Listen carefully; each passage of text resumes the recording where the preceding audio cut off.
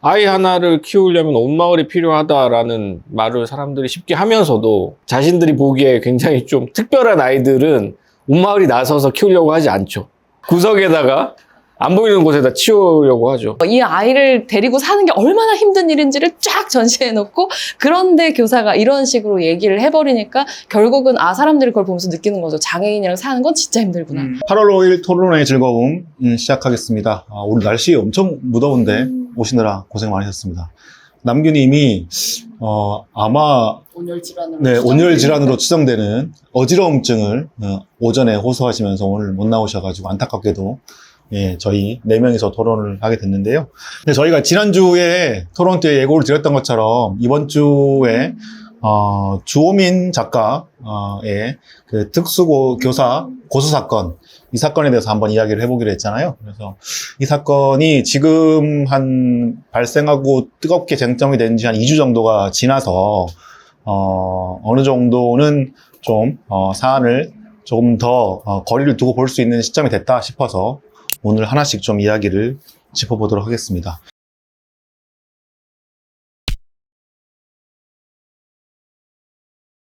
일단 권님이 오늘 이 사건의 개요에 대해서 간략하게 좀 설명을 좀 해주시겠어요?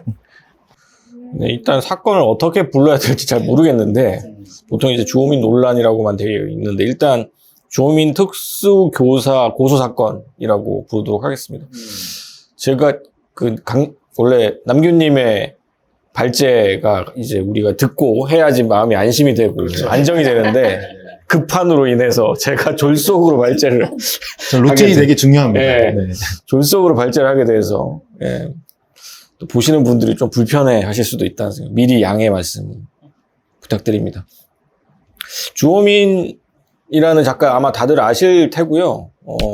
신과 함께라는 굉장히 유명한 만화를 그리셨죠. 그 웹툰 작가이기도 하고 이제는 뭐 유명한 유튜버이기도 한 분인데 이분의 아들이 발달장애아예요. 근데 이 아들을 특수교사 한 분이 학교에서 이제 좀 아동학대를 했다라는 그런 혐의 때문에 문제가 발생을 했고 그것이 이제 엄청난 사회적 논란이 됐습니다. 그래서 지지난주부터 한 2주 가까이 엄청난 논란이 벌어지고 있고 아직까지 이제 현재 진행형인 사건입니다. 네.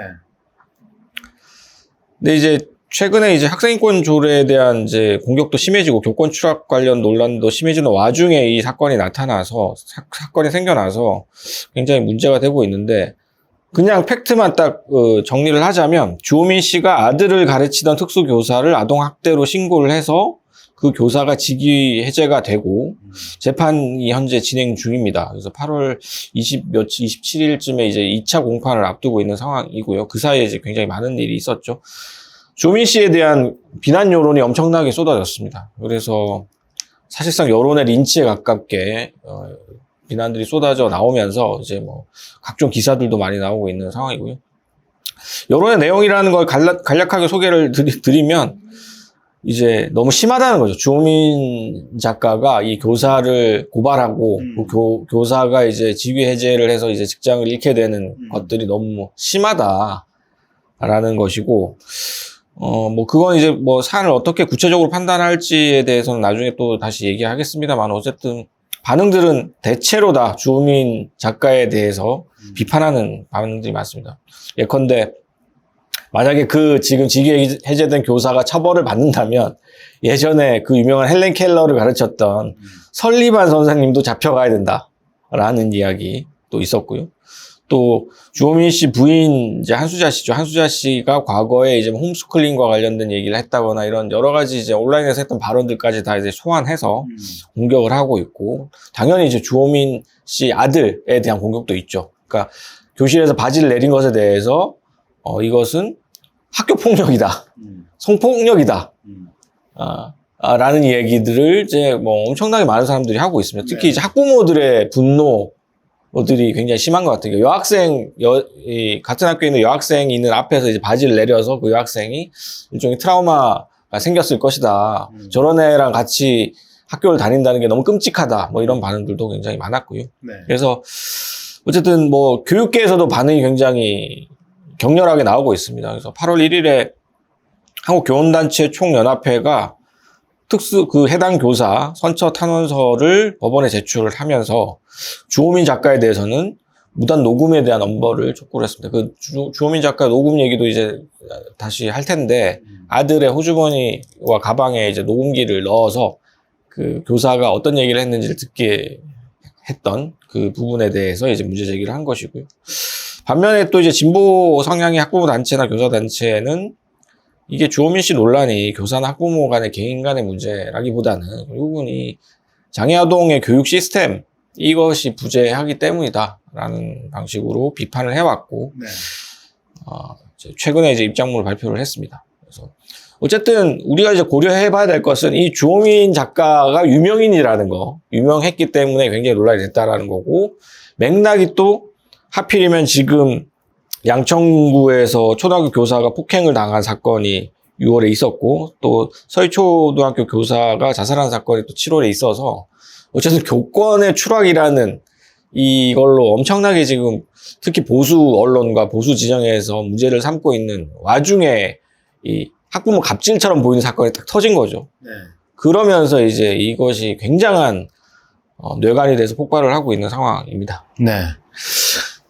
네, 사안 자체에 대해서는 이렇게 쭉 정리를 해주셨는데, 우리가 이 사건에 이제 다양한 결들이 좀 있습니다. 이게 먼저 좀 전제해야 될 것은 이 토론 자체가 뭐 어떤 특정한 사람이 뭐 잘못했고 특정한 사람은 잘했고 이런 거에 대한 뭐 판정 뭐 이런 형태로 가지는 않을 거고요. 다만 이제 그 다양한 결 안에서 어떤 부분에 대해서는 좀 더 이 조심했어야 되지 않느냐라거나, 혹은 좀 이런 부분에 대해서는 우리가 좀 개선해야 되지 않겠냐거나, 이런 부분을 하나씩 짚어보는 그런 토론 방향으로 일단은 가보도록 하겠습니다. 가장 먼저 좀 순서대로 한번 사안을 좀 짚어보면, 그 발달장애를 가진 그 주호민 작가의 아들, 이 학교에서 이제 이 돌발 행동을 한 게 있잖아요. 바지를 내리는 행동을 했는데, 이 행동 자체가 애초에 지금 아까 권리님 말씀하신 것처럼 많은 어떤 그 인터넷 여론에서 비판을 받고 있어요. 이렇게 뭐 여학생 앞에서 한 성폭력이다, 뭐 학교폭력이다, 이런 비판을 받고 있는데, 이 상황에 대해서 중간에 뭐 이런 발달장애 그 자녀를 키우고 있는 뭐 작가들이 글도 쓰고 이런 것들이 나왔는데, 이 부분은 좀 어떻게 봐야 될까부터 한번 얘기를 좀 해봤으면 좋겠어요. 이런 행동들은 많이 일어나는지, 그리고 이 행동들이 어떤 의미를 가지고 있는 것인지에 대해서 한번 짚어봤으면 좋겠습니다. 어떻게 좀 보시나요?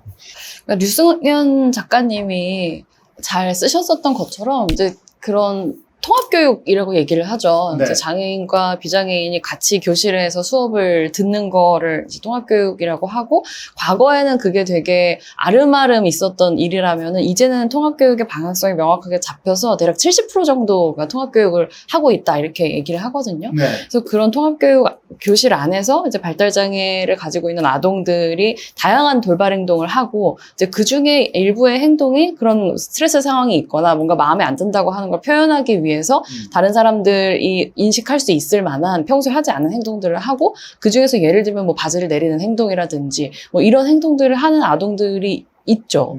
네, 이런 상황 자체가 되게 낯설고 기이하고, 물론 그런 걸 처음 겪어보는 사람 입장에서는 너무 놀라고 그게 힘들고 그럴 수 있다는 건 너무 맞지만, 그게 문제다라고 얘기를 할 수는 있지만, 이제 그런 것 자체는 통합교육의 현장에서 일상적으로 일어나는 일이기 때문에 어떻게 그럼 그게 교육 차원에서 개입을 할 건가라고 하는 게 중요한 부분이라고 할 수 있죠. 네네네.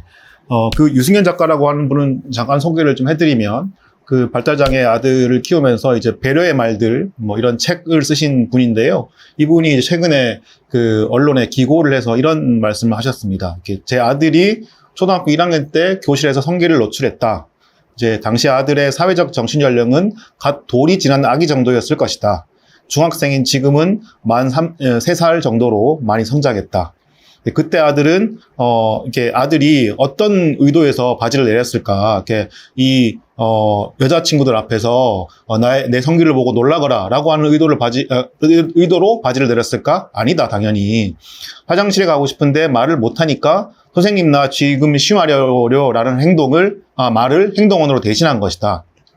그래도 반 아이들이 받을 충격을 모른 척해서는 안 되니까 2학년이 되면서 반 엄마들에게 아들의 행동을 이해를 구하는 편지를 썼다. 그래서 반 엄마들은 포용의 자세로 아들을 받아들였고 자녀들에게 특별 교육도 시켰다.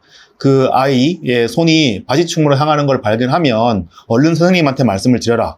그러면 선생님은 아들이 바지를 내리기 전에 화장실로 데리고 갔다. 그래서 비록 3개월 같이 지내다가 특수학교를 전학했지만 같은 반 엄마들도 이해하려고 돕고 애쓴 친구들도 참 고마웠다. 그래서 이제 이 덧붙인 말은 보통 이제 비장애 학생들 같은 경우는 초등학생이면 화장실 정도는 혼자 다녀온다. 근데 성기를 노출하면 안 된다는 것도 잘 알고 있다. 하지만 제 아들은 발달장애인이고 느린 속도로 성장하고 수십 수백 번의 반복 교육이 이어져야 몸으로 체득해서 겨우 배울 수 있는 것인데 한두 번의 획일적인 성교육이랑 몇 번의 혼남으로 해당 행동이 소거될 수 있다면 애초에 장애 진단을 받지도 않았을 것이다. 그래서 주변의 이해와 인력 지원이라는 두 가지 요소가 모두 충족된 뒤에야 아들이 더 이상 교실 안에서 성기를 노출하지 않고 반 친구들도 평화를 되찾을 수 있을 상황이 될 수 있을 것이다. 이런 얘기들을 했던 것 같아요. 이 상황이 모든 상황을 대변한다고 볼 수는 없겠지만, 그래도 유성현 작가가 발달장애 아이를 키우면서 겪었던 일들에 대해서 어떤 상징적인 어떤 사례가 하나가 아닐까 싶어서 또, 네. 한번 살펴볼 이유는 될 것 같습니다. 실질적으로 그런 이제 류승현 작가님이 했었던 그건 되게 적극적으로 부모가 나서서 그 학교 현장에 개입을 했기 때문에 가능했었던 중재 상황이라고 저한테는 보여지고 네. 다들 그렇게 할 수 있으면 좋겠지만 사실은 훨씬 자원이 열악한 상황에서 되게 다양한 상황에 대처를 해야 되는 경우가 더 많기는 했을 거고. 그리고 이게 이 사건에 대한 어떤 주호민 작가 아들의 행동에 대해서 이런저런 다양한 이 전문가적 식견들이 나거든요. 저는 요 문장이 좀 눈에 띄더라고요. 이렇게 반응하고 행동은 다르다라고 하는 말씀을 하시면서, 이렇게 반응은 반사처럼 일시적으로 나오는 것이고, 반응이 인지적인 기능하고 합쳐져야지 행동으로 볼 수 있는 것인데, 성기를 보여주면서 상대방이 어떤 감정을 느끼었으면 좋겠다는 의도가 포함되어야지만 행동으로 볼 수 있는 것이지, 과연 이 행동 자체를, 그 행위 자체를 행동으로 볼 수 있는 것이냐에 대해서는 좀 부정적이다. 이런 얘기를 하신 분도 계시더라고요. 그러니까, 이런 것 자체에 대해서 이렇게, 물론 이제 피해자 입장, 그러니까 같은 반에 있는 여학생들이나 이런 학생들 입장에서는 그 의도 자체를 어떻게 평가할 수 없는 상황이니까 당장 드러난 상황 자체에서 놀랄 수도 있고 그럴 수도 있겠지만, 이걸 어떻게 이제 중재할 수 있는 특수교사의 존재가 있고, 그래서 이 행동이 어떤 그 맥락에서 나오는 행동이다라는 것을 학생들에게 교육시켜주고 알려주고 하는 방법이 좀 있으면 좋지 않았을까라는 아쉬움은 좀 있습니다. 제가 좀 궁금한 거는 이 토론 들어가기 앞서서 말씀하신 그 통합교육의 현장의 열악함으로 인해서 발생하는 갈등들이 많다는 걸 이번 기회에 알게 됐잖아요. 근데 이번 케이스, 그러니까 주호민 씨와 그 특수교사 사이에서 벌어졌던 그 갈등의 케이스가 그렇게 통합교육의 현장에서 빈번하게 일어나는 일인가? 예를 들면, 제가 느끼기에는 많은 사람들이 그 아들의 행위에 대해서 크게 어떤 이견을 갖고 있다고는 생각이 되지 않고, 오히려 거기에 대처했던 주호민 부모의 태도와 혹은 또 그 아이를 대했던 그 특수교사의 태도를 가지고 많은 감론을박이 벌어지는 것 같은데, 근데 약간 여기서 그 양측에 튀게 보이는 행동들이 있단 말이에요. 예를 들면 주호민 씨가 그 학부모 어떤 중간에 중재 조치를 하지 않고 바로 그 특수교사를 고발한 행위나 녹음기를 들려서 보낸 행위, 혹은 또 반대 측에서는 또 특수교사가 녹취록 상에서 드러난 대로 뭔가 학대에 가까운 그런 너 싫어, 밉상이야, 이런 좀 학대처럼 보여지는 발언을 한 이런 행위들이 통합교육 현장에서 늘 일어나는 일인가? 이걸 이렇게 보편적으로 우리가 해석해서 받아들여도 되는 일인가가 저는 좀 궁금하거든요. 근데 통계를 가지고 얘기하는 게 사실 제일 좋을 텐데 이런 게 미비한 상황에서 말하기가 조심스럽기는 하지만 아동 학대, 특히나 정서적인 학대라는 차원에 있어서 열악한 상황에서 특수 교사들의 발달 장애인에 대한 뭐 여러 가지 뭐 폭언이나 뭐 그런 것들은 사실은 뭐 낯선 상황은 아니죠. 왜냐면 이런 것들은 사실 그 예전에도 심지어 그게 뭐 통합교육이든 혹은 특수학교든 뭔가 학교 안에서 교사가 혹은 그 학교에서 근무하는 분들이 거기를 다니는 아동들을 학대하는 뉴스들은 심심찮게 있었으니까. 근데 이제 주호민 씨 같은 경우에는 그 교사를 고소를 했잖아요. 네. 대략 한 뭐 5명 정도한테 검토를 받았다. 이걸 법률적으로 이게 가능한 건지 이런 거를 이제 그렇게 물어볼 수 있는 상황에 있는 부모님들도 계시지만 이제 그렇지 않은 경우들도 되게 많이 있는 거는 사실이고 그리고 실제로 고소를 하시는 거가 얼마나 일반적인지는 사실 잘 모르겠어요. 네, 그거는 모르겠는데. 근데 어쨌든 아동학대 정황이 명확하다라고 생각하면 당연히 경찰에다 고발을 해야지라고 생각하는 것 자체가 이례적인 사고라고 느껴지지는 않아요. 근데 이제 그 조우민 씨 입장문에 보면은 교사하고 이제 자녀를 분리하기 위해서 어떤 절차를 밟는 게 제일 좋은지를 물어봤고 그게 교사를 고발하는 거다라고 답을 들었기 때문에 그래서 고발을 진행했다는 식으로 쓰기는 했었죠. 네. 이 뭐 나중에 다시 이제 타임라인을 정리하면서 마지막에 나오겠지만 주호민 씨가 마지막으로 발표한 2차 입장문이라는 게 있어요. 네. 거기 내용을 읽어보니까 마지막 단락쯤에 이제 약간 자신의 행동을 반성하고 후회하고 사과하는 얘기를 하면서 고발하기 전에 그 변호사들과 상담을 하고 하는 와중에 자기가 이제 생각을 못한 부분이 학교의 다른 학부모들과 좀 충분하게 논의를 하고 이런 일들이 얼마나 있었는지 뭐 이런 것들을 깊게 논의를 했으면 좀 다른 선택을 할 수도 있지 않았을까라는 생각을 뒤늦게 했다라고 하더라고요. 그러니까 주호민 씨도 이제 일단 그 상황이 닥치고 나서 너무 정신이 없고 화가 난 상황에서 어쨌든 법률적 조력을 많이 구했는데 실제로 현장에서 이제 학부모들이 그런 일이 있었을 때 어떤 식으로 대처하는지에 대한 이제 지식이 별로 없었던 거였죠. 네. 그래서 이제 법률로 바로 가게 된 상황인 것이고 그거는 이제 나중에 이제 주호민 씨도 후회하는 듯한 이제 발언을 했었어요. 네. 네, 그 부분은 우리가 이제 좀 알고는 있어야 될 것 같습니다. 네. 그러니까 저희가 지금 제가 약간 순서대로 좀 짚어보자고 했던 거는 이 아이의 행위 자체에 대한 평가라기보다는 이 행동에 학교가 어떻게 대처했느냐. 그리고 이제 이 학교에 대처한 이후에 이제 과연 이 주호민 작가 부부와 또 이 특수교사의 어떤 조처 이런 것들은 어떻느냐 이런 것들을 이제 보러 가는 순서대로 보려고 했던 건데 일단 다시 한번 돌아가서 그런 상황에 이 발달장애 아동의 어떤 돌발 행동이 벌어졌을 때 근데 이제 이 학교는 바로 이 아동을 원래 이제 통합교육을 받고 있던 아동을 이제 분리조처를 했단 말이에요. 학교가 보통 이렇게 한번 어떤 돌발 행동을 이게 한 번인지 뭐 여러 번 반복했는지는 모르겠는데, 저희가 일단 알고 있는 건 한 번이니까, 이런 행동을 했을 때, 바로 이렇게 이 통합학급에서, 통합수업에서 분리조처하는 것은 좀 어떻게 봐야 될까요? 근데 그건 진짜 케이스 바이 케이스인 것 같아요. 그러니까 물론 분리하지 않는 게 제일 좋기는 한데 근데 그건 너무 원론인 거고 그 앞뒤 맥락 속에서 예를 들면 피해 학생이라고 얘기를 할까요? 그런 이제 굉장히 이런 노출에 대해서 충격을 받은 친구가 있으니까 일단 분리하는 게 맞다고 판단을 할 수도 있는 거고 그런 여러 가지 정황 때문에 분리를 한 게 잘못됐다라든가 잘했다라고 얘기하기는 솔직히 너무 어려운 것 같아요.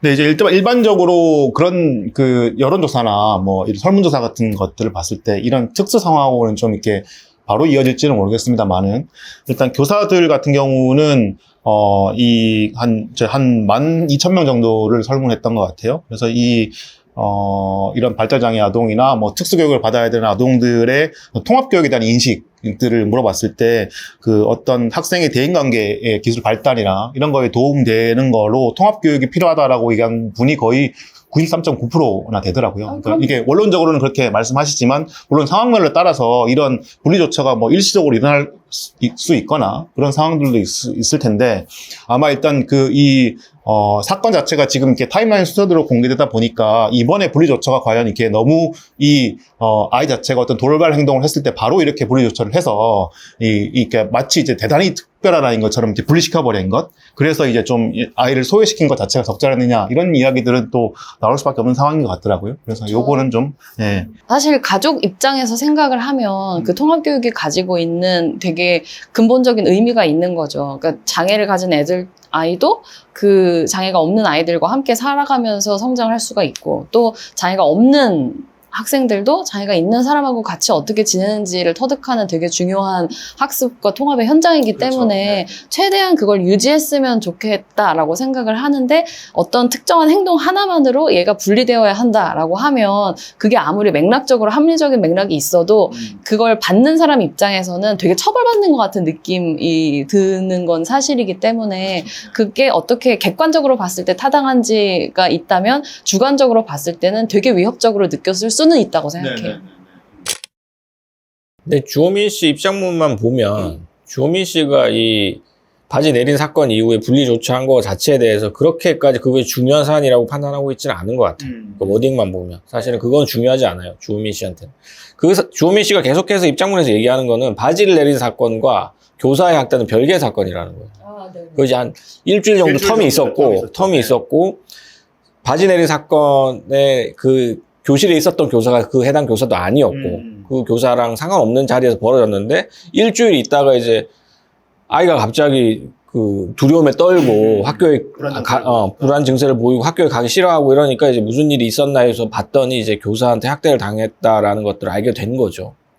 그렇기 때문에 사실은 분리된 건 어쨌든 아이의 의도와 무관하게 여학생이 놀람을 호소하고 하니까 분리될 수는 있는데, 그 이후에 이제 교사가 주호민 씨 아이한테 계속 학대를 했다라는 것 때문에 이제 이 사건이 벌어진 거여서, 정확히 얘기하면은 이 사건과 이 사건은 좀 별개로 벌어진 거라고 보는 게 맞겠죠. 예. 그래서 이제 일주일 뒤에 뭔가 좀 아이가 불안 증세를 보이니까 녹음기를 이렇게 넣어서 이 상황이 어떤지를 확인하기 위해서 녹음을 시켰던 거고, 그 녹음 내용 안에 조민 작가가 보기에는 이제 아동 학대성으로 보이는 그런 발언들이 있었다. 그래서 이제 이거를 원래는 이제 학교 쪽에 뭔가 조치, 그러니까 이 특수교사와 아이의 분리조처를 얘기를 했는데, 학교 쪽은 이 분리조처를 하려면 아동 학대에 대한 신고가 있어야 된다. 라고 얘기를 했다고 이제 주호민 교사는 주장하고 있고, 주호민 작가는 주장하고 있고, 그래서 이제 바로 변호사의 자문을 받고 이제 고소를 했다. 이제 이 얘기가 이제 우리 맥락인데, 여기 상황에서 또 뭐 자꾸 이렇게 하나하나 행동들에 대해서 평가를 할 수밖에 없는 상황이 돼서 좀 그렇긴 한데, 이 발달장애 아동 부모들이 이렇게 녹음기를 넣고 상황을 확인하게 만드는 이런 상황의 맥락은 좀 어떻게 좀 볼 수 있을까요? 그게 진짜 참 속상한 건데요. 그러니까 제일 좋은 건 그거죠. 대화를 했다면 제일 좋았을 거라고 생각해요. 대화를 누구랑 그 교사나 내지는 학교랑 아니, 혹은 사실 그 학부모 카톡방 같은 게 당연히 있거든요. 이런 일이 있는데 어떻게 하면 좋을까요? 라고 상의를 하든지, 아니면 학교에서 그 선생님이 문제가 있다고 생각하면 뭐 교장일 수도 있고 다른 방식으로 어떻게든 그 사안을 의논하고 대처를 논의했으면 좋을 텐데, 근데 이제 그게 그런 절차에 대한 신뢰가 없었던 걸로 보이고, 그것보다는 가장 명확하게 녹음기를 넣어서 일단은 상황 속에서 이제 우리가 이런 문제를 의식을 가지고 있다는 거를 노출하지 않은 상태로 그 현장을 말하자면 증거를 이제 채취를 한 거죠. 근데 그런 심정을 느끼고 실제로 그렇게 하시는 분들이 없다고 말할 수는 없어요. 네, 분명히 존재하고 뭐 그런 게 현실이죠. 사실. 그러니까 이제 아무래도 이제 발달장애 아이를 이제 양육하는 부모 입장에서는 이게 어쨌든 학교에 보내고 뭐 이런 또 학교를 가기 위해서 이동을 하고, 또 그러면서 많은 이 비장애인들하고 마주하게 되면서 이 발달장애가 느낄 수 있는 뭐 불안함이나 아니면 혹은 돌발 행동이나 거기에 따른 어떤 비장애인들의 대처나 이런 것들이 혹시나 이 발달장애 아이의 어떤 그런 상황을 또 폭발시키게 만들거나 그러지 않을까라고 하는 우려들을 가지게 되고, 거기에 따라서 상황 확인을 위해서 녹음기를 넣거나, 그렇죠. 그렇게 해서 이제 전반적인 이제 오늘 하루를 어땠는지, 그리고 이 아이가 지금 느끼는 학교에 갔다 오거나 외출을 했다가 돌아와서 느끼는 불안감이나 뭐 어떤 좀 평소답지 않은 변화나 이런 것들은 어떤 이유 때문에 발생했는지를 확인하고 싶어하고, 이런 차원들은 좀 있었던 것 같아요.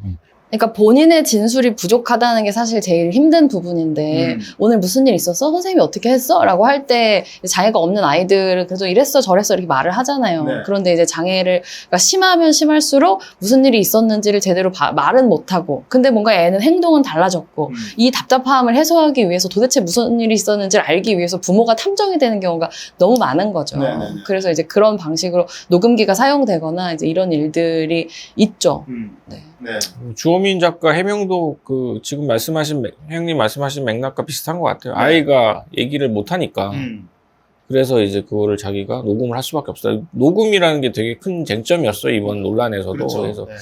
주호민 작가가 굉장히 많이 비난을 받은 부분이 몰래 녹음을 했다라는 거였고. 맞아요. 통비법 위반으로 고발하겠다 이런 네, 얘기까지 맞습니다. 일각에서 있었죠. 네, 그렇기 때문에 이제 주호민 작가도 여러 차례에 걸쳐서 이제 왜 녹음을 할 수밖에 없었는지를 해명했는데, 제 생각엔 그게 100% 다 해명이 되는 건 아니지만, 다른 방식도 있었을 텐데, 왜 일단 녹음부터 했느냐라고 비난할 수도 있겠지만, 어쨌든, 한편에서는 또 답답한 마음에 그렇게 부모된 입장에서 할 수도 있었겠다라는 생각도 들기는 합니다. 네.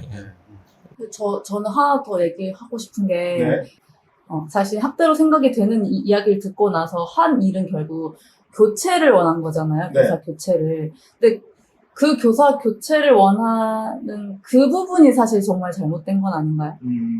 그러니까 권일님이 저번에 이제 교권 얘기하면서 소비자주의가 문제다라는 얘기를 엄청 하셨는데, 저희 그 시리얼 영상에서도 저희는 한 달 전에 그 인터뷰를 했다고 했잖아요. 그때 그 부분이 문제라고 딱 짚어준 이제 교사 선생님이 계셨거든요. 우리는 왜 항상 수요자에 대응하는 서비스 제공자냐, 이제.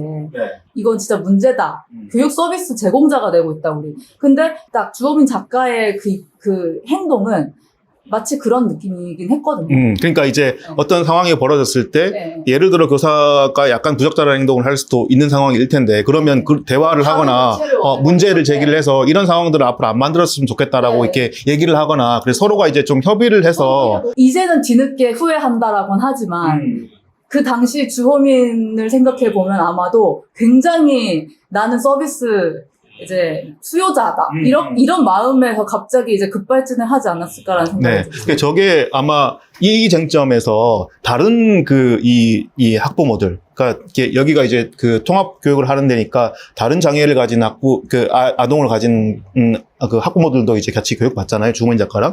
근데 여기서 이제 뭐 설리번 얘기가 나오고 했던 것이 그런 것 같아요. 그러니까 특수교사가 원체 숫자가 적고 되게 부족하고 이 학교에도 되게 적을 거 아니에요. 근데 주호민 교사 아들 상황에 이 문제가 벌어지니까 바로 이 교체를 요구하게 되면, 그러면 이제 다른 장애 아동이나 이런 아동도 이 교사가 교체되거나 직위 해제가 됐을 때 한동안 어려움을 겪을 수밖에 없는 상황이 생기잖아요. 근데 이거에 대해서 과연 주호민 작가가 본인 혼자 상황에서 바로 교체를 요구하고 바로 고소를 해서 직위 해제가 되는 상황이 만든 게 적절하냐, 이제 이 얘기도 네네. 그러니까 할수 신고는 있는 사실 거죠. 할 수밖에 없었다고 학교장이 이제 지금 법적으로 신고를 할 수밖에 없다. 그래야 분리가 가능하다. 이렇게 말을 한 건데, 결국 분리를 원했고 교체를 원했기 때문에 신고를 할 수밖에 없었다는 게 이제 이어지는 거잖아. 네네. 결국에 제일 처음에 남는 건 교사 교체를 원했다는 거죠. 근데 신 PD가 이야기한 거는 가정의 문제가 아니라 요구할 권리가 있느냐에 대한 문제인 것 같아요. 그러니까 중간에 뭘 거쳐서 요구한 게 아니라 중간에 거치든 말든 간에 교사 교체까지 요구할 수 있는 권한이 학부모에게 있느냐를 지금 얘기하는 것 같아요. 그쵸. 근데 이거야말로 정도의 문제라고 생각하고, 만약에 그걸 학부모 입장에서 봤자면, 그러면은 무슨 교사에게 어떤 문제가 있어도 그럼 내 아이는 그 교사한테 계속 맡길 수밖에 없어? 라는 문제 제기를 할 수밖에 없는 거고, 나는 요구할 수는 있다고 생각하거든. 이건 그야말로 진짜 이건 정도의 문제고, 그럼 만약 학부모 입장에서 그런 걸 요구하면 안 된다라고 하면은 그럼 더 막막해지고 법에 의지할 수밖에 없어지는 상황이 되는 거야. 그 해림님이 얘기하는 그 소비자주의라고 얘기하는 것은, 그러니까 그 자체가 틀렸다는 게 아니라, 교체를 요구한 게 틀렸다는 게 아니라 그 사이를 뛰어넘어서 비약을 해서 갑자기 이제 교체를 요구했다는 게 소비자주의적이지 않느냐라고 하시는 거죠. 그러니까 그 교사랑 직접 대화를 해서 당신이 이런 식으로 얘기를 했는데 이거 학대인 것 같다. 내가 봤을 때는. 본인은 그렇게 생각 안 할 수 있겠지만, 그래서 그 교사와 대화를 통해서 푼다거나 뭔가 아이에 대한 그 교사의 어떤 생각도 있을 테니까 들어보고, 혹은 학교 전체 학교장까지 배석을 해서 어떤 협의와 조정의 과정을 거친 다음에 그렇게 해도 이제 교사가 만약에 난 잘못이 없다. 뭐 난 아무것도 뭐 그 고칠 것이 없다라는 식으로 나왔을 경우에는 다시 또 강한 조치를 취할 수는 있고 그 조치가 이를테면 교체 요구, 분리의 요구일 수 있는데 네. 그 사이에 이제 그 과정들이 그라데이션 되는 과정들 없이 바로 이제 교체를 요구했다라는 점이 사실은 많은 분들이 지금 반발하고 있고 비판을 하고 있는 부분이라고 생각을 하는 거죠. 네. 예. 두 가지 행위가 있잖아요. 그러니까 주민 작가 부부가 녹음기를 넣어서 어떻게든 그 상황을 인지하기 위해서 이게 뭐 불법성인지 아닌지 모르겠지만 녹음기를 넣은 행위가 하나 있고, 근데 그 학교가 이제 이 대처를 어떻게 한 거나 교사가 이 대처를 적절하게 했느냐가 있는데, 이런 평가 이전에 지금 우리가 이제 아까 그 혜림님이 말씀하신 거는 우리가 약간 쟁점을 더 다시 좁히자면 조민 작가 부부가 바로 교사를 교체를 요구한, 그러니까 중간 과정을 거치지 않고 교체를 요구한 것이 어떻게 보면은 언제든 특수교사는 그러니까 이 아동, 내가 지금 양육하는 나의 아동에게 뭔가 잘못된 행동을 했으면 언제든 교체할 수 있는 대상이다. 라고 생각하는 것이 소비자주의가 아니냐라고 하는 질문인 거고, 그 질문에서, 이 교사들 같은 경우는, 그렇게 우리가 쉽게 교체될 수 있는, 그러니까 어떤 중재 과정이나 대화 과정도 없이 바로바로 즉각적으로 교체될 수 있는 어떤 그런 서비스의 대상인 거냐라고 하는 쪽으로 좀 이렇게 분노하는 경향이 있는 거고, 요 상황인 거잖아요. 근데 요 상황에서 아까 말씀하신 그런 정도의 문제라고 하는 것은 아까 권일님 말씀하신 것처럼 중간 정도, 어쨌든 조민 작가 부부도 이런 상황이 발생했을 때 어떻게든 교장이 뭐라고 얘기했든 그래도 가서, 왜냐하면 나의 아이를 가르쳤던 특수교사니까 만나봐서 얘기를 들어봤어야 되는 거 아닌가라고 하는 게 이제 일단 말씀하신 것 같고, 그 상황을 거치지 않은 상태에서 언제든 교체할 수 있는 대상이다라고 혹시 여겼다면 그건 좀 부적절했던 거 아니냐라고 하는 얘기를 하는 거고 있는 것 같아요. 실제로 주호민 씨가 그런 생각을 가졌는지 알 수 없죠. 알 수 없죠. 네네네. 그런 진짜 소비자 마인드를 가지고 너는 그냥 우리가 얘기하면 교체되어야 된다고 생각을 하고 그렇게 했을 수도 있고 아닐 수도 있죠. 그냥 일단 자기 아이와 분리를 해야 되겠다라는 절박감 때문에 앞뒤 없이 그냥 바로 교체를 요구했을 수도 있다고 생각을 해요. 저는 둘 다 가능성이 있는 문제인데, 그거를 여기서 이게 소비자주의의 발로에서 나왔느냐라는 것을 결론 내리는 건 사실 좀 별로 생산적이지 않은 얘기인 것 같고요. 네네. 다만 제가 혜리님한테 동의하는 거는 어쨌든 그 사이 과정에 비약은 있었다. 그 교체를 요구하기 전에 뭔가 할 수 있는 여지들이 있었는데, 그걸 이제 2차 해명 입장문에서 이제 후회를 한다는 식으로 얘기를 했던 거죠, 주호민 씨가. 그 주호민 씨도 이제 나중에 인지를 하게 된 것 같아요. 자신이 약간 비약을 했다라는 거는. 근데 그건 이미 엎질러진 물이기 때문에 이제 와서는 뭐 어떻게 되돌릴 수는 없는 노릇인 거죠. 근데 이런 상황인 것 같아요. 이게 약간 지금 이 서희초 사건이 있으면서 교사분들도 지금 이렇게 본인들이 현재까지 당하고 왔던, 억눌려 왔던 상황들이 엄청 폭발한 상황이고, 지금 상황에서 주호민 작가의 이슈에서 이렇게 어떻게 보면은 교사들 입장에서 너무 쉽게 교체가 됐고 너무 쉽게 지휘자가 된 이 특수교사의 입장에 감정을 이입한다면, 내가 잘못한 게 있을 수는 있지만, 그럼 그 특수교사가 잘못을 인정하고 이걸 별도로 치고더라도, 잘못한 게 있을 수는 있더라도, 이 잘못한 거 하나의 행위 자체에 대해서 어떤 소명이나 어떤 해명도 할 수 없는 상황에서 그냥 고소당했다고 바로 직위 해제당하는 것이, 이게 우리 교사들이 처한 입장이다. 이게 과연 정당한 거냐. 이제 이런 이야기를 교사들은 지금 하고 있는 거잖아요. 그러니까 주민 작가 입장에서는 아까 이제 권일님 말씀하신 것처럼, 되게 막 너무 놀랍고 너무 상황이 이게 황당해서 다시는 이런 피해를 우리 아이가 입지 않으면 좋겠기 때문에 바로 교체를 요구했을 수도 있는 것이고, 아니면 말씀하신 대로 소비자주의가 발동해서 진짜 저런 교사는 빨리 치우고 다른 특수교사를 데려와야 돼 라고 생각할 수도 있는 것인데, 그건 우리가 의도를 그게 뭐 상상할 수 없는 상황이니까. 그러니까 뭔가 약간 서로가 이 중간지대가 없는 상황에서 너무 이렇게 극단적인 상황들로 선택을 하고 결과를 낸 이 상황들이 지금 뭔가의 어떤 갈등의 중심에 있는 것 같은 느낌이 말씀 듣다 보니까 저는 이 학교 교장 선생님 등등의 이 학교 측의 대응도 약간 좀 납득이 안 가는 게, 조민 작가가 만약에 그런 식으로 이제 분리를 요구를 원하는 걸 알게 됐잖아요. 네. 교장 선생님이나 이런 분들이. 그러면 그 분리를 하려면 신고를 해야 된다라고 얘기할 것이 아니라 일단 같이 만나서 한번 얘기를 해보자. 같이 얘기를 먼저 하는 게 먼저 아닌가 싶거든요. 내가 만약 교장 선생님이면 일단 어떤 일이 있었는지 모르겠지만 일단 한번 같이 만나서 오해가 있으면 풀고 뭐 어떻게 얘기를 해보자라고 했을 것 같은데 과연 그런 과정들이 있었는지 잘 모르겠어요. 저도 솔직히 말해서 이번 이슈에서 제일 이해가 안 되는 곳이 그 학교의 조처거든요. 그러니까 이 학교가 지금 어쨌든 지금 상황이 진행돼서 교사가 직위회자가 됐잖아요. 그 과정에서 도대체 학교는 무엇을 하고 있었나? 라는 생각이 들어요. 경기도 교육감이 복직을 시켰죠. 네, 잠깐만요. 경기도 교육감은 아무런 관심이 없다가 사후적으로 그냥 이제 뭐 논란이 되니까 시킨 거고.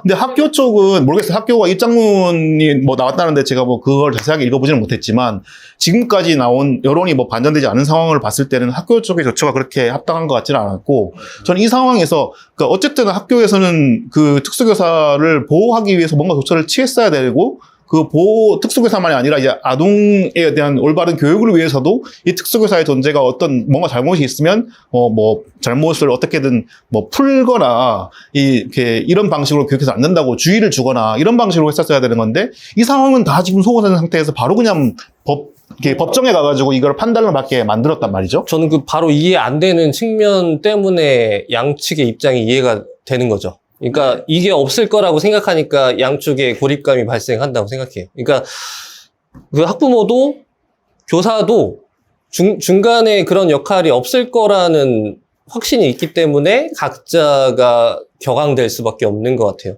그러니까 만약에 그런 중재 과정을 기대했다면 주호민 씨도 그런 행동을 하지 않았겠죠. 학교에서 뭐 이런 걸 학교의 조처를 기다린다든지 아니면 학교 측에 다른 어떤 요청을 했을 텐데 그러지 않고 본인이 이렇게 바로 극단적인 행동을 하게 된 거는 그 중간에 대한 기대가 전혀 없었던 교사들도 그런 어떤 본인들의 피해의식을 끊임없이 호소하고 있는 것도 이건 학교 측에 대한 교육 당국에 대한 불신이 있기 때문에 양쪽이 이런 고립이 있다고 보고요. 이 양쪽 그 교사들의 그런 어떤 격앙된 반응, 조금도 상대 측의 옳음을 인정하지 않으려는 상대 측의 어떤 그 감정에 대해서 어떤 이해를 하지 않으려고 하는 이 꼿꼿한 태도하고 그 주호민 측의 그런 처음에 어차피 이 문제는 우리 가족 우리 부모가 해결하지 않으면 아무도 우리를 위해 나서줄 제3자는 없을 거야라는 판단에서 그렇게 움직였을 거라고 생각하거든요. 네네. 양쪽이 이러고 있어서 이거는 오히려 제가 느끼기에는 약간 격앙된 당사자들의 말 때문에 토론이 잘 이어지지 않는 측면이 있는 것 같아요. 보통 우리가 당사자들의 말을 들어야 된다라는 것이 보통의 토론에서는 굉장히 미덕처럼 명해지는데 이번 사건을 보면 오히려 당사자들의 말만 있어서 당사자들의 말끼리 부딪혀서 이 격앙된 감정들의 대립 때문에 오히려 토론이 잘 원활하게 되지 않는 측면이 있는 것 같아요. 어떤 당사자들은 자기 말이 불러올 파장에 대한 걱정 때문에 전전긍긍하면서 말을 아끼는 당사자들이 있는가 하면 어떤 당사자들은 본인의 서 있는 자리에서 물러서지 말아야 된다는 어떤 격앙된 감정 때문에, 오히려 이 상황을 객관화하지 못하고 말이 앞서는 사람들이 저는 많이 있다고 생각해요. 일선 교사들이 이 사안을 대하는 태도에서도 마찬가지고, 초반에는 어떤 교사의, 특수교사를 아주 좀 강하게 비난했던 학부모들의 입장도 저는 이 사안을 객관화하지 못하고 감정부터 앞서서 이야기했던 사람들이 굉장히 많았다고 생각하거든요. 그래서 오히려 이런 사안에서는 이런 것도 있었어요. 또 제3의 당사자라고 하면 뭐 특수교육 전문가 이런 사람들 있잖아요. 저 어저께 굉장히 논란 굉장히 많은 언론에서 인용이 됐던 33년 특수교육 전문가라는 사람이 주호민 씨의 녹취록 전문을 본인이 다 들었다면서 본인의 해석을 이야기를 해요. 이거는 학대는 아니다. 뭐 이런 본인의 어떤 해석을 덧붙이면서 이거는 주호민 씨가 아내한테 사과를 받아야 된다. 뭐 이런 굉장히 그러니까 그러니까 아내가 뭔가 잘못을 했는데 주호민 씨가 가장으로서 그걸 유명인이라는 이유로 그걸 덤탱이 쓰고 있다. 뭐 이런 아주 좀 가부장적인 좀 이 사안과는 별개의 동떨어진 그런 이상한 해석을 33년 특수교육 전문가라는 타이틀을 달고 이런 얘기를 하고 있어요. 그래서 이렇게 말만 들어도 너무 이상하네요. 그 기사를 보시면 정말 기가 막힙니다. 아무튼 전문가의 권위를 빌어서 그런 말을 하나 던지니까 많은 언론들이 그걸 받아서 쓰고 있는 이런 풍경을 보면서 도대체 전문가는 뭐고 당사자는 뭐지? 이 사람들의 의견이 과연 이 토론에서 어떤 도움이 되고 있지라는 생각이 들었어요. 오히려 이런 문제에서는 한 발 물러서서 볼 수 있는 어떤 여유 있는 시선? 이런 것들이 더 필요하지 않나 라는 생각을 많이 했습니다. 네. 당사자성에 대해서 또 이렇게 뭐 이런저런 논란들이 나올 수밖에 없는 상황의 이슈이기도 하고요, 이번 쟁점이. 근데 또 원체 두 쪽, 그러니까 발달장애 아이를 키우는 학부모의 입장, 그리고 이제 지금 우리가 교권 논란 관련해서 많이 이제 압박을 받고 있었던 교사들의 입장, 이 양쪽 입장이 상대적인 약자로 이제 받아들여지다 보니까 이번 이슈에서 당사자성의 목소리들은 아주 강하게 나오지만 중간지대에서 약간 더 객관화해서 보려고 하는 목소리들은 상당히 더 상대적으로 조심스러웠던 게 아닌가, 그런 생각들은 좀 드는데요. 사실 당사자라고 하면 이번에 가장 소외되어 있는 당사자는 학생일 텐데요. 네네네. 그러니까 결국은 이 모든 일이 일어난 현장이 학교고 교육 현장이고, 결국 교육 현장이라고 하는 것은 어떻게 아이들을 잘 교육할 것인가라는 최고의 가치가 있다는 전제 하에 나머지 문제들을 풀어나가는 게 제일 좋은 방향이잖아요. 근데 모르겠어요. 그 아이, 주호민 씨의 자녀가 지금 그 학교를 떠나게 됐는데 그 아이가 그럼 그걸 원했었던 것인지, 그 아이는 선생님과 어떤 관계를 맺고 싶었고 그 반에 있었던 다른 친구들하고는 또 어떻게 하고 싶었던 것인지, 이제 그런 것들이 중심에서 존중되는 게 아니라 교사의 생각, 부모의 생각, 이런 것들만 지금 말씀하신 것처럼 학교나 아니면 교육청에 그 어떤 중재 없이 막 맞부딪히고 있는 상황이라고 하는 게 사실은 제일 속상한 부분이에요. 네네네. 그러니까 뭐 저번 주에 서희초등학교 사건 가지고도 얘기를 했고, 소비자주의 가지고도 얘기를 할 때도 얘기했지만, 결국은 어떤 갈등이 생겼을 때 그것을 중간에 중재할 수 있는, 코디네이팅 할 수 있는 제도나 장치 같은 것도 전혀 없는 상황에서 글자 그대로 당사자끼리 부딪히거나 아니면 곧장 바로 비약을 해서 법에 호소할 수밖에 없는, 그게 사실 계속 반복되는 구조인 것 같아요. 네. 이번 사건에도 마찬가지, 아까 혜림님이 말씀하신 것도 사실 그 얘기인 것이고, 서희초등학교에서 이제 그 상당수 교사들이 이제 학부모 갑질에 시달리고 실제로 지금도 그러고 있는 것들도 사실은 서구에서는 이미 그런 시스템이 되고 있는데 한국에서는 그런 것들이 없기 때문에 더 이제 문제들이 불거지는 것이고, 결국 신뢰가 없고 어떤 갈등 해결할 수 있는 메커니즘 자체가 없기 때문에 결국은 이제 뭐 날 것 그대로 그냥 입장에 부딪히다가 그래? 그러면 법으로. 그게 계속 지금 뭐 반복되고 있는 과정이잖아요. 이걸 어떻게 해결해야 될지 그걸 얘기하는 게 참 중요한 것 같습니다.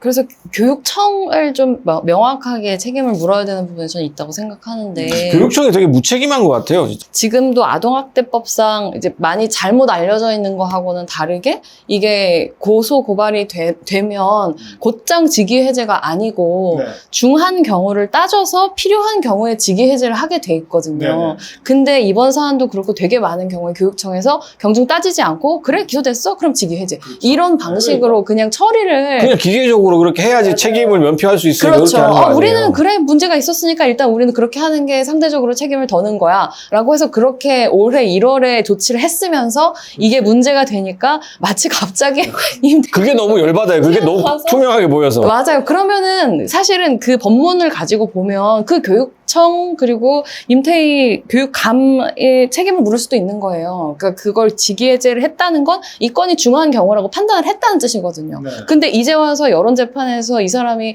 뭔가 주호민 씨가 불리해지는 것 같으니까 이게 사실 중요하지 않아?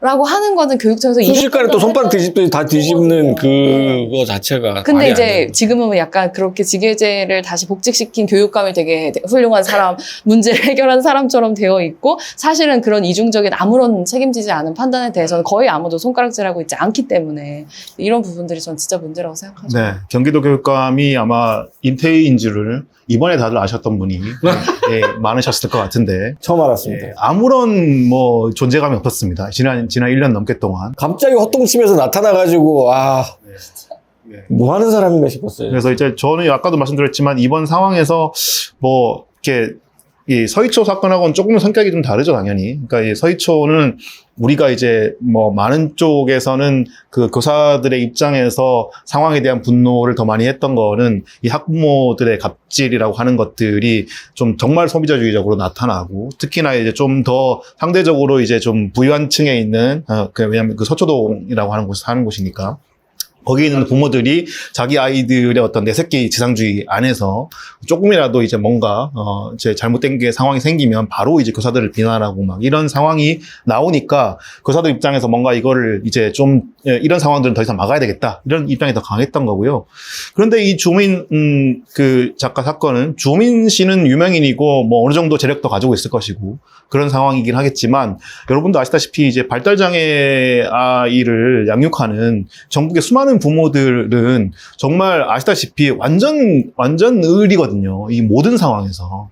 정말 많은 상황에서 그 아이의 어떤 돌발 행동들을 주변 학부모들이랑 이웃들에게 이해시켜야 하고, 또 특수교사에게도 우리 아이의 특수한 상황들이 어떤 것인지를 잘 이제 케어해달라고 여러 번 이제 읍소해야 되는 상황들이 많고, 이런 상황이다 보니까 주호민 작가가 이제 조금 부적절한 행동을 했다고 하더라도 상대적으로 이 특수 교육을 받아야 되는 아동 입장에서 우리가 본다면 이걸 정말 단순히 이 교사가 피해만 받고 있는 상황으로 볼 수 있을 것이냐에 대한 좀 두려움이 있기 때문에 이 이슈에 대해서는 좀 조심스럽게 말을 할 수밖에 없는 상황이었던 것 저도 비슷한 같아요. 생각이에요. 어쨌든 내 새끼 지상주의, 내 새끼 이기주의, 그 강남 3구에 소위 말하는 갑질 잘하는 학부모들 분명히 있습니다. 그런 학부모들의 존재를 부정을 하는 것이 아니라 주호민 씨 같은 경우는 분명히 장애인 그 자녀를 두고 있는 부모로서 가지고 있는 입장이 있고, 약자적인 입장이 있고, 을로서의 입장이 있기 때문에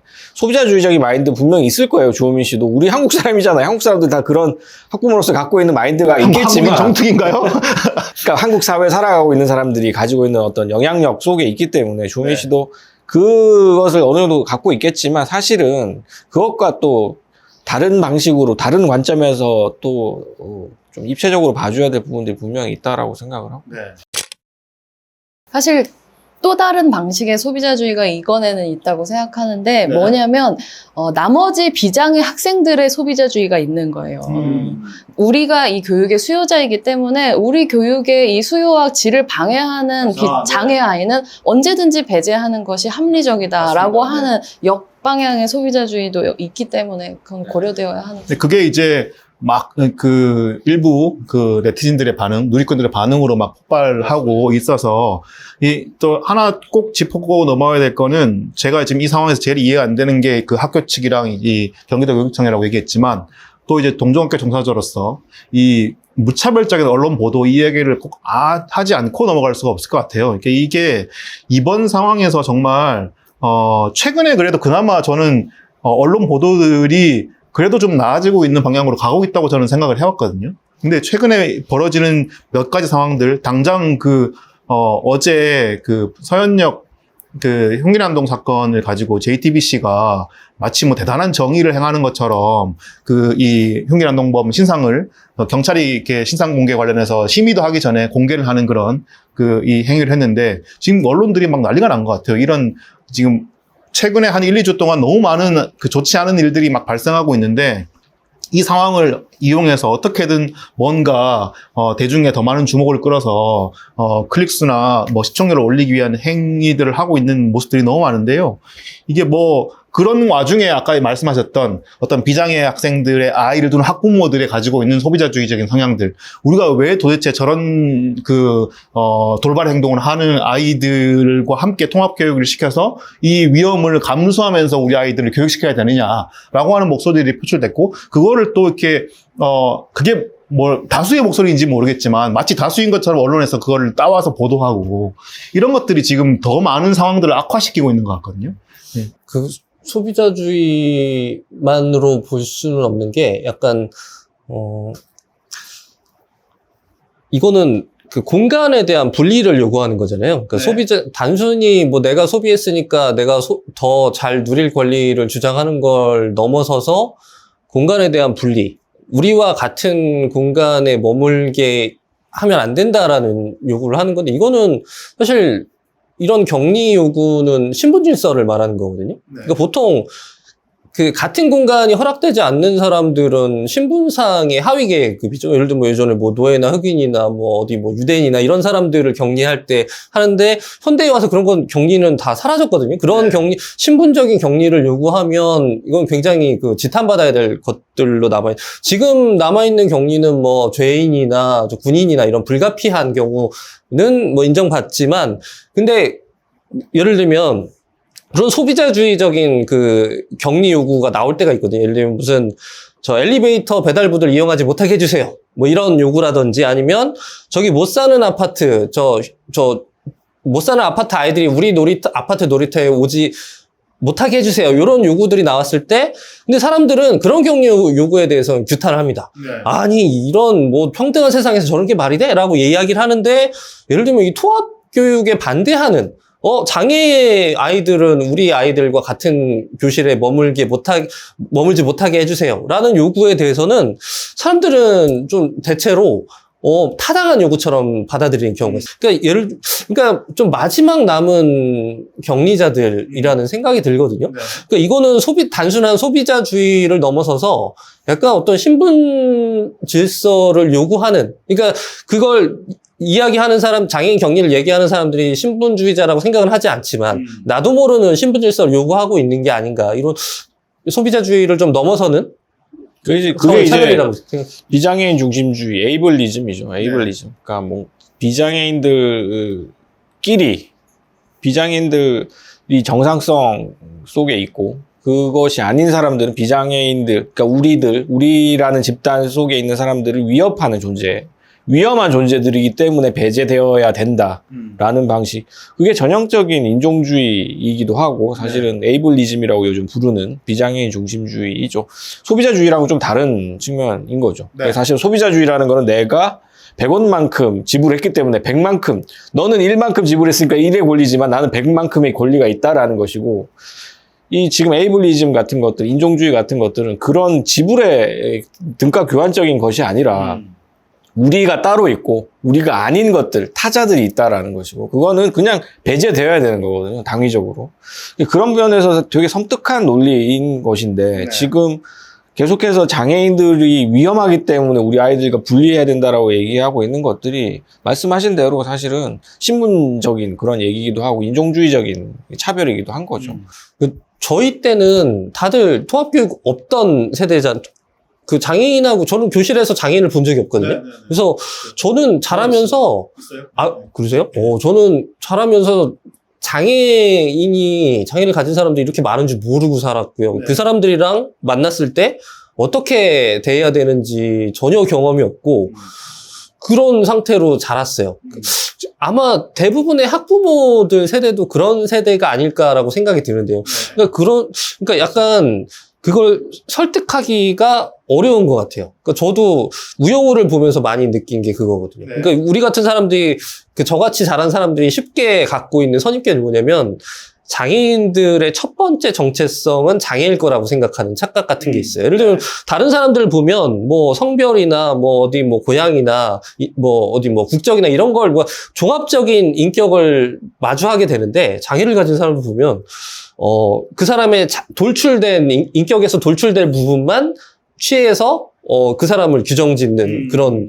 근데 우영우를 보면서 그게 아니라는 자기 반성을 좀 많이 했거든요. 그래서 이런 식의, 저 같은 사람들이 많이 있으면 그 사회는 참 서로 불행해지는 사회인 것 같아요. 그래서 통합교육이라는 것의 중요성도 저는 이번 이슈를 통해서 알게 됐는데, 그래서 더불어 살아야 됩니다라는 당위를 설득하는 건 쉬운데, 근데 진짜 어려운 건 이런 것 같아요. 저 같은 사람들한테, 그러면 통합교육을 하려면 어떻게 해야 되지? 그런 사람들이랑 실제로 만났을 때, 예를 들면 뭐 바지를 내리고 그런 일이 처음에 모르는 사람 입장에서 보면 너무 낯설고 피하고 싶은 장면이란 말이죠. 이런 사람들한테 도대체 어떻게 해야 되는지를 알려주는 것. 그런 게 이번 기회에 좀 필요하지 않나 생각이 들었어요. 아이 하나를 키우려면 온 마을이 필요하다라는 말을 사람들이 쉽게 하면서도, 특이한 아이들, 좀 이상한 아이들, 자신들이 보기에 굉장히 좀 특별한 아이들은 온 마을이 나서서 키우려고 하지 않죠.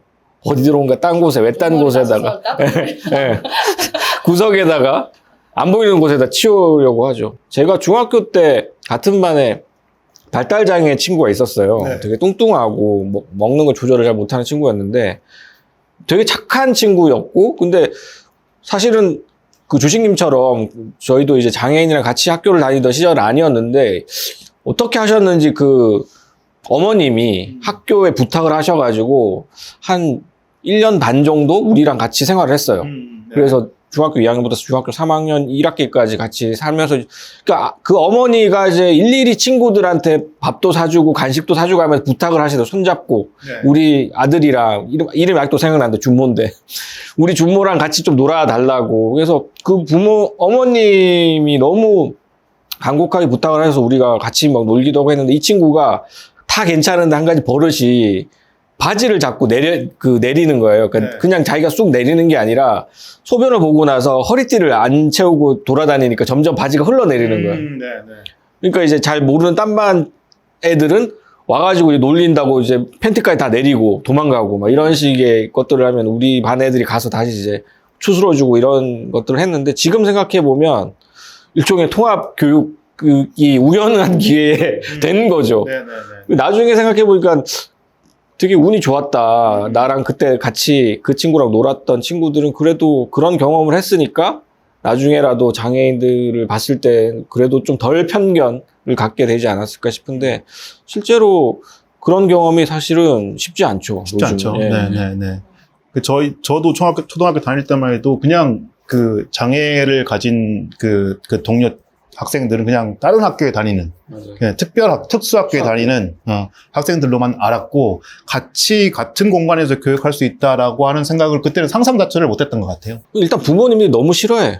그 장애인이 학교에 있다는 것 자체를 너무 싫어해. 네네네네. 그 장애인, 장애자 뭐 이렇게 그때 표현할 때 그런 표현들을 하면서 그냥 이제 부모 세대에게 그런 것 자체, 그러니까 장애인에 대한 어떤 그런 편견 자체를 그냥 그대로 학습받았던 것 같고 그런 상황에서 뭐 그렇다고 해서 대단히 뭐 장애인들 봤을 때 뭐 부정적인 감정 이런 게 있는 게 아니라 그냥 나랑은 다른 사람들. 그래서 나랑은 그냥 분리되어 있어야 되는 사람들이라고 어렸을 때는 생각했던 것 같아요. 근데 이제 그게 시간이 지나면 지날수록 이제 사회적으로 그게 아니라는 것들을 교육받기 시작하고 사회도 바뀌기 시작하고 이러면서 이제 인식들이 바뀐 것 같은데 근데 지금 최근에 나오는 어떤 반응들은 좀 위험한 수준으로 이게 물론 저는 이제 그 인터넷에 올라오는 글이 전부라고 보지는 않고요. 그게 또 보도되는 것들도 전부라고 보지는 않지만 여하튼 지금 이번 사건을 통해서 특히나 이 대단히 어떤 그 특수교육, 통합교육이나 뭐 이렇게 장애아의 교육에 대한 어떤 그런 아주 부정적인 얘기들 이런 것들이 너무 많이 나와서 정말 너무 끔찍한 얘기들이 많이 나오더라고요. 네, 어떤 분이 그런 얘기 하더라고요. 이렇게 작년에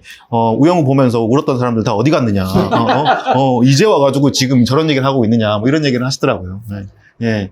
드라마는 드라마고 현실은 현실인 거죠. 진짜 너무 K스럽다. 그 장애인, 이제 발달장애인만 분리 통계를 낸 거는 아닌데 3분의 1이 중졸 이하 학력이거든요. 이런 분위기하고 사실은 되게 무관하지 않고 그 통합교육 현장 안에도 사실 분명히 많은 문제들이 있어서 이번 케이스처럼 뭔가 제대로 된 케어가 일어나지 않아서 학생이 분리조치되는 경우들도 있고 아니면 학교 안에서 그런 경험들을 호소하는 경우도 되게 많아요. 그러니까 선생님이 일손이 이제 부족하니까 그분들 중에서 약간 말 잘 듣고 공부 잘하고 이런 친구한테 전담 마크를 시켜서 그 친구가 이제 내 교육권을 침해받는다 이렇게 느끼는 상태로 이제 그 학교를 다니고 이런 경우들도 있거든요. 그래서 해소해야 되는 것들이 되게 많기는 한데 그럼에도 불구하고 이제 이런 일이 있으니까 역시 통합교육은 안 돼라는 방식으로 사람들이 너무 쉽게 말하고 있는 거는 이번 기회에 좀 반성이 필요한 것 같아요. 그래서 그거는 어떤 교육을 그 교육 당사자가 원하고 그 당사자의 가족이 서포트할 것인가라는 차원에서는 둘 다 존재하는 거는 맞고 그게 선택권으로 주어져야 되는데 사실은 예산 문제라고 되게 많이 생각을 해요. 그러니까 그건 일반 교사들의 수가 적은 것이 문제인 것처럼 특수교원 자체가 지금 너무 적고 근데 그걸 확충하기 위한 시스템에 국가가 전혀 돈을 쓰고 있지 않은 문제가 제일 반복적이고 구조적으로 지적되어 온 사실이긴 해요. 아, 이건 어떤, 예. 네, 그러니까 왜냐면 중간에, 그러니까 어떻게 그런 현장에 개입해야 되는지를 교육받고 나온 교원들이 특수 교사들이기 때문에 뭔가 아이들이 그렇게, 이게 뭐지? 라고 생각했을 때 얘한테는 장애가 있고 우리가 얘를 이렇게 같이 도와주면 같이 지낼 수 있어. 라고 얘기해 줄 수 있는 개입이 있느냐 없느냐의 문제인 건데 이제 그렇게 하기에는 너무나 열악한 환경이 있는 것이죠. 네. 그래서 이제 이번 아까도 저희가 잠깐 얘기를 했지만 이 특수교사의 존재, 숫자가 어제 적고 이러다 보니까 이렇게 주호민 작가 부부와 또 다른 그 장애아를 이렇게 양육하는 이 학부모들 사이에서 갈등이 있는 것처럼 묘사된 것도 그런 이유인 거죠. 이제 이 한 사람의 선생님 우리한테 엄청 소중한데 당신들 한 명들의 고소 때문에 직위해제돼서 사라지면 우리 아이는 어떡하느냐라고 하는 생각을 가질 수밖에 없는 상황이 된 거고, 이제 이게 너무 숫자가 적죠, 특수교사들이. 그리고 특수교사들 요즘 진짜 안 하려고 하죠, 많이들. 이렇게. 그래서 정말 소중한 존재에 있는 건 맞는 것 같습니다. 왜냐하면 진짜 어려운 일이고 많은 공부를 하고 해야 되는 일이기 때문에 그냥 이제 비장애 아동들을 교육하는 교사들보다 훨씬 더 많은 것들을 학습한 상태에서 투입돼야 되는 것 같아요, 현장에. 근데 이제 그런 상황들이 또 이제 저기 인원도 너무 적고 또 이런 뭐 특별하게 서포트 해줄 수 있는 그런 시스템도 안 되어 있고 이러다 보니까 이렇게 국가가 사실상 방치하고 있는 사이에서 이런 뭐 장애 학부모와 비장애 학부모와 또 장애 학부모들끼리 사이와 이런 갈등들을 사실상 그냥 방치하고 있는 거 아닌가라는 생각들이 좀 들은 것 같습니다. 한 가지만 더 지적을 하고 싶은데 네. 이제 주호민 씨 편을 들기 위해서 혹은 그 특수교사 편을 들기 위해서 다들 정말 앞다투어서 자기가 가지고 있는 장애 혐오를 전시하는 경우들이 진짜 많아서 그게 너무 힘들었어요. 네. 특수교사가 얼마나 힘든지 알아. 뭐 똥 치워주는 것부터 시작해서 온갖 이 장애인과 함께 지내는 것이 얼마나 힘든 일인지를 막 이렇게 묘사하고 부모 편을 불행영쟁 하듯이. 네, 맞아요. 이 아이를 데리고 사는 게 얼마나 힘든 일인지를 쫙 전시해놓고 그런데 교사가 이런 식으로 얘기를 해버리니까 결국은 사람들이 그걸 보면서 느끼는 거죠. 장애인이랑 사는 건 진짜 힘들구나. 라는 방식으로. 그게 사실 되게 부적절한 굉장히 일방의 표현이라는 것도 꼭 지적하고 싶어요. 네, 그 중에서 뭐 양쪽 다 또 잘못한 게 있지만 저도 이제 이번에 뭐 페이스북이나 이런 데서 어떤 특별한 교사 몇 분들이 쓰는 글 중에도 그런 게 있었거든요. 이 특수교사들이 얼마나 힘든지 아느냐, 얼마나 고통스러운지 아느냐. 힘든 거 알죠. 근데 그거를 지금 막 직접적인 사례를 통해서 전시하고 그걸 마치 이제 지금 이렇게 우리의 고생을 알아달라는 방식으로 이렇게 여러 가지를 얘기하는 것, 그게 과연 이 시점에서 정말 필요한 이야기인가라는 생각들은 꼭 좀 해봤으면 좋겠고요. 조금 너무 이렇게 이 일반적인 상황인 것 같지만 결국은 우리가 이제 좀, 이렇게 혜영님이 지금 이 상황들을 가지고 다음 주 화요일 날 국회에서 토론회도 하시는 걸로. 네, 목요일 날. 네, 목요일인가요? 네, 목요일 날 토론회를 하시는 걸로 알고 있는데 우리가 이제 이 상황들을 쭉 한번 짚어봤어요. 그러니까 여기에서, 얻을 수 있는 어떤 그런 대안적인 어떤 그런 뭐 어떤 방향으로 가야 좀 옳은 것인가 좋은 것인가 이거를 한번 좀 얘기를 마지막으로 하고 갔으면 좋겠는데요. 총체적으로 한번 좀 어떤 방식으로 좀 얘기를 하면 좋을까요? 네, 그러니까 결국은 이게 교권에 대한 토론이 이 주호민 씨 아동학대 특수교사 고소 사건으로 이어지면서 되게 큰 사회적인 담론의 장이 펼쳐졌잖아요. 네. 근데 이 담론의 끝에 우리가 마주하게 된 결론이 그래서 주호민이 잘못했네 혹은 그 특수교사가 아동학대를 했네가 아니고 네. 그건 사실 아무런 이득이 아니잖아요, 사회적으로. 그러면 비슷한 경우에 통합교육 현장에서 많은 반복적으로 비슷한 일이 일어났을 때 어떻게 하는 게 좋은 방향이구나 라고 하는 거를 학습할 수 있어야 된다고 생각하고 이제 그런 차원에서 그러면은 구체적으로 어떻게 하는 게 교사 입장에서는 나았는지, 학부모 입장에서는 나았는지, 교장이나 교육청 입장에서는 나았는지 이거를 명확하게 하는 자리가 필요하다고 생각해서 목요일날 토론회가 아니라 좌담회를 만들었고 네. 그 좌담회의 이름은 우리는 더 나은 결론으로 나아갈 수 있다입니다. 네. 만관부. 만관부. 만관부. 그러니까 이렇게 최근에 많은 이슈들이 그런 것 같아요. 그러니까 어떤 그 대립되는 주체 두 사람들을 저울에 올려놓고 막 세밀한 어떤 팩트를 관찰한다며 실체를 우리가 다 알지도 못하는 상황인데 어떤 누가 이제 학교에서 이런 멘트를 했다더라.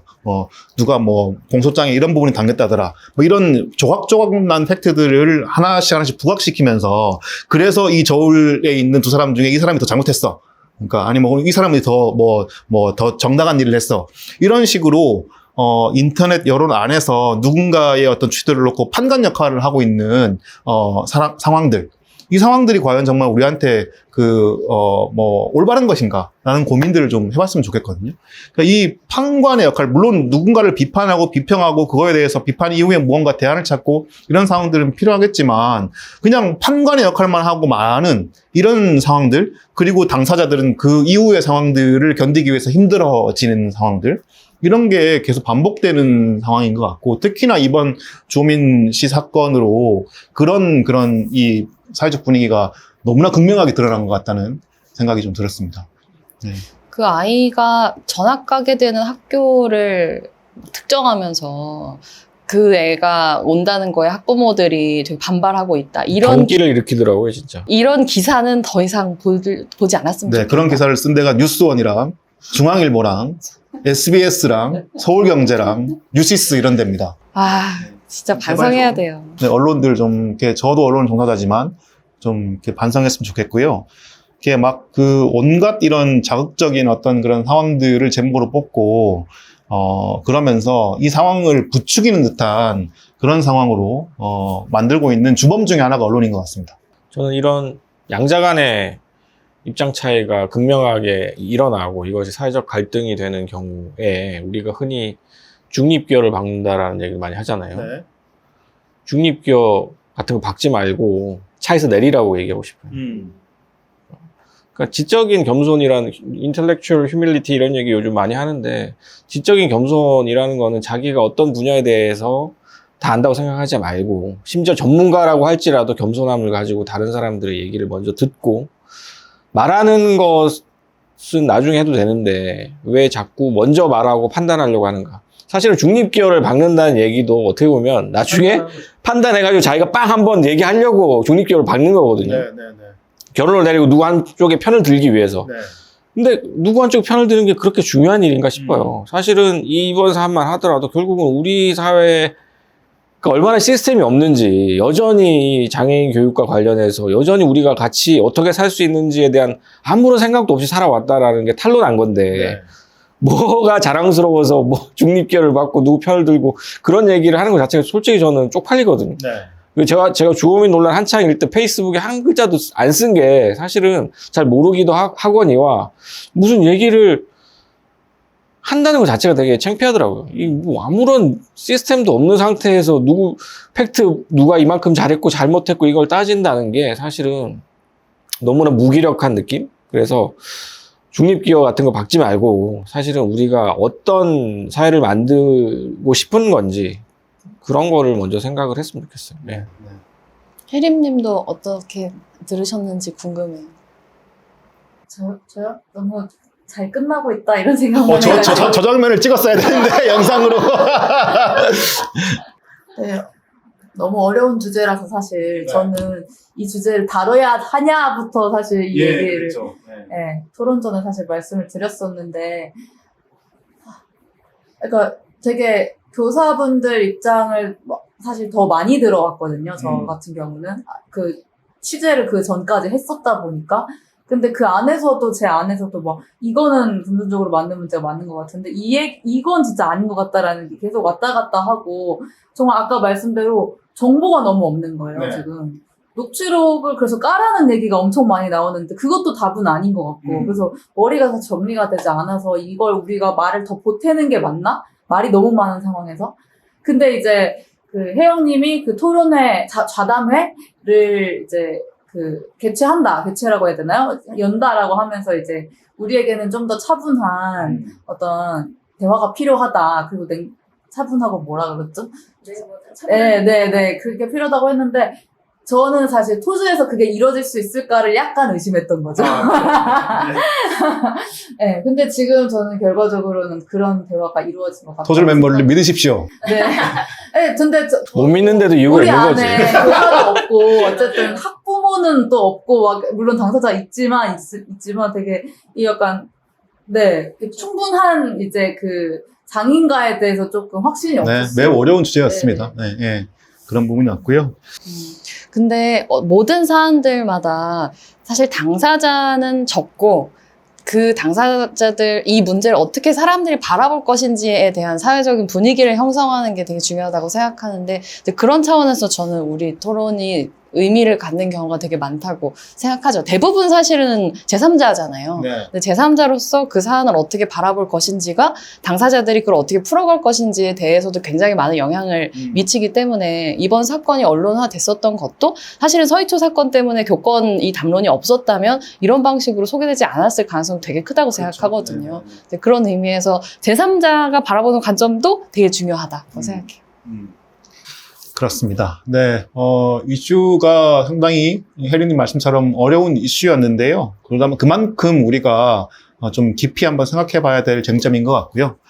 그리고 이제 같이 더불어 살기 위한 여러 하나의 어떤 그런 과정으로 생각하고 이 이슈를 좀 받아들였으면 좋고 좀 더 들여다봤으면 좋겠다는 생각이 듭니다. 누군가를 뭐 판결을 내려서 뭐 처벌을 하고 뭐 비판을 하고 이것보다 그러니까 지금 당사자, 그러니까 교사들도 그렇고, 또 장애 아동들도 그렇고, 또 장애아를 양육하는 학부모들도 그렇고, 이런 분들하고 같이 더불어 살기 위해서 우리가 뭘 고민해야 되는가, 거기에 조금 더 방점을 두면 이 이슈 자체가 조금 더, 시야가 열린 상태에서, 보실 수 있을 것 같아요.